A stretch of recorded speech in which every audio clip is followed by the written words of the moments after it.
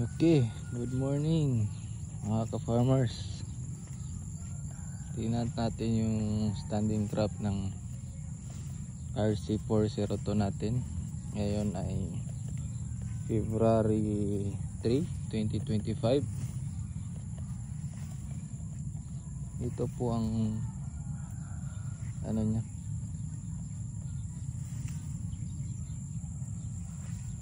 itsura ng RC402 dito sa area ng Barangay Namnama, Coronadal City. Ito po siya. Ayan siya. Meron siyang blast pa rin na wala. Na-sprayan na po yan ng fungicide, wala pa rin. May characteristics siya, so susceptible siya sa blast.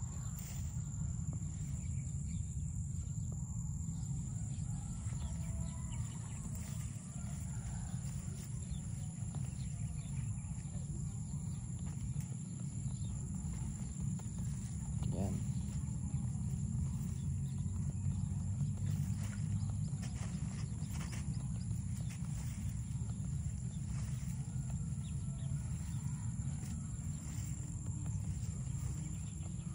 Siyempre sadya na maka-contribute isang panahon. Ang ngayon kasi na season is maulan. Pero ito yung nakita ko na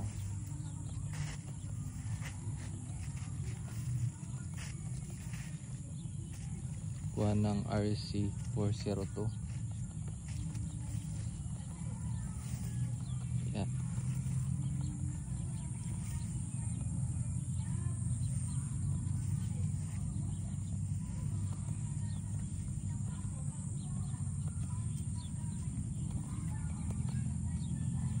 Ito pala ngayon ay 46 days after transplant. So ito na yung itsura niya.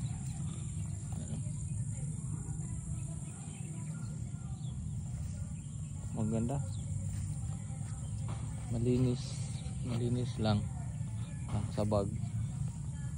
So ito ay anong tinanim ito is registered seed, so for certified ito ngayon ang harvest niya.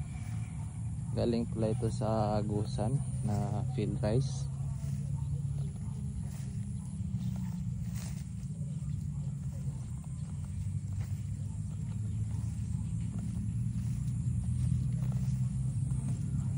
So ang tanong dyan is suitable ba siya dito sa atin sa Marbel, sa Coronadal City. Yun lang. Para sa akin susceptible siya sa blast, considering na kompleto ito ng mga fungicide. Ito yung katabi niya, US 88 ata to, hybrid, may sakit din.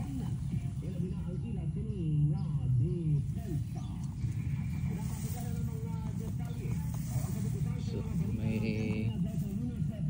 ano din yung kuha niya, may yellow.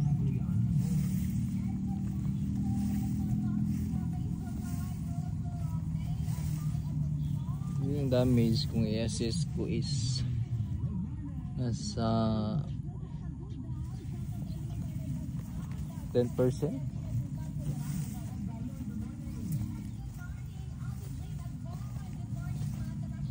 So kaka-epekto ba siya sa harvest? Tignan natin sa harvest nya.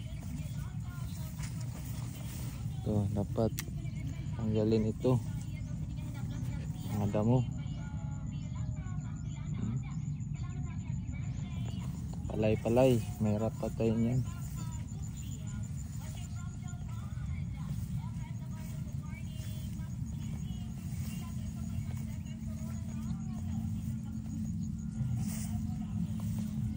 So ito na-sprayan ito ng Vertaco from Syngenta. So ano ba, dala review na rin ito ng product. Sa tingin ko okay, kasi nung last ito bago ito isprayan, madaming moth ng leaf folder, yung brown. So na tininintay, spray na tayo ng Vertaco.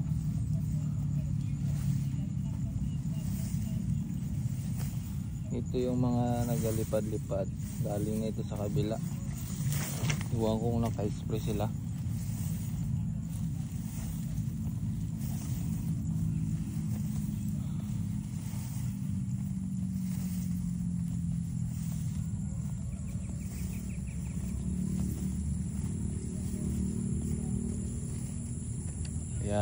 Ayan, ito po yung area ko. Okay, by the way, ako po pala si Geoffrey Gandola, isa pong seed grower, 27 years old, young farmer, sabi nga nila. So ito, sa mga farmers dyan, pinapakita ko yung mga variety para at least aware kayo ano yung mga mga kung suitable ba sa dito sa ating area. Kasi yung mga variety depende naman sa area kung okay ba siya dito sa atin o sa Agusan, baka maganda dun sa kanila, sa atin hindi siya viable or hindi siya bagay. Depende sa area. Kaya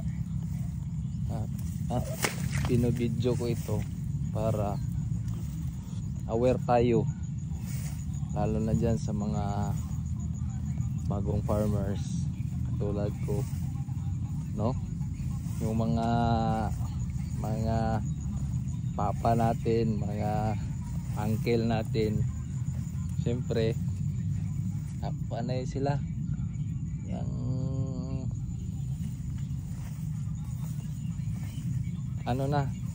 yung ano ba yan, kumbaga mataas yung experience nila. Di na natin yun sila ma-sharean, mas alam na yun nila. Kaya puntahan ko yung area ng uncle ko,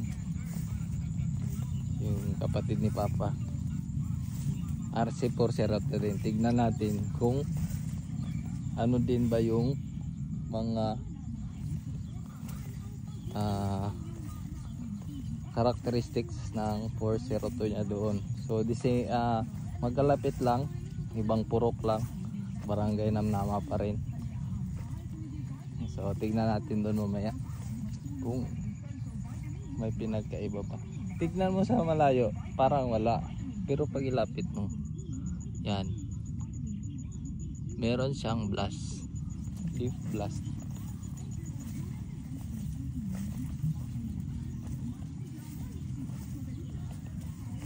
Dati ang variety dito is RC402 din, pero nung last crop 480. So yun, maganda yung 480 dito na area sa barangay Namnama. Nakita ay dito sa Purok Saranay. Kasi ang 0.6 ko noon, narebisan ko ng 85 ata. Oh. So the same lang yung application ko noon ng abono. And then fungicide natin, insecticide, the same lang yung sa RC480 tsaka ngayon. So tignan natin kung ano yung yield nya. Siyempre RC480 medyo magaan lang. Ito kasing RC402 mabigat. Yung collard na sako Maabot siya ng 70, 72 ang per kilo. So mabigat siya. Compare mo sa 480, nasa kuan lang 57, 58, 59, 60. Yan lang ang kilo niya. So nung last crop harvest dito ng 403 nasa nata ang 0.6 is nasa 55, 56 ganyan. So malaki yung difference nila sa 480. Dito yung area, yung iba rin na area doon sa Lutayan area, yung 480 din doon susceptible sa stem borer kasi madali siyang maano ng stem borer. Yung area nga ng maintainer ko doon, tamaan ng stem borer yung palay niya. So depende, kaya nga binibigay ko to na information sa inyo, awareness, para pag magtanim tayo alam natin kung suitable ba yung mga itatanim natin for the next cropping season. So yun lang po. Yan. Ito hybrid po ito. Ito po yung sa kabila, ewan ko kung anong variety. Grabe ka tambok.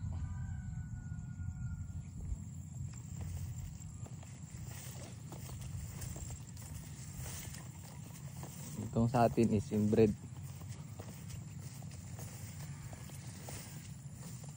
Hybrid, maganda talang harvest yan. Okay, yung mga tanim natin na okra, okay na. Yan po yung area.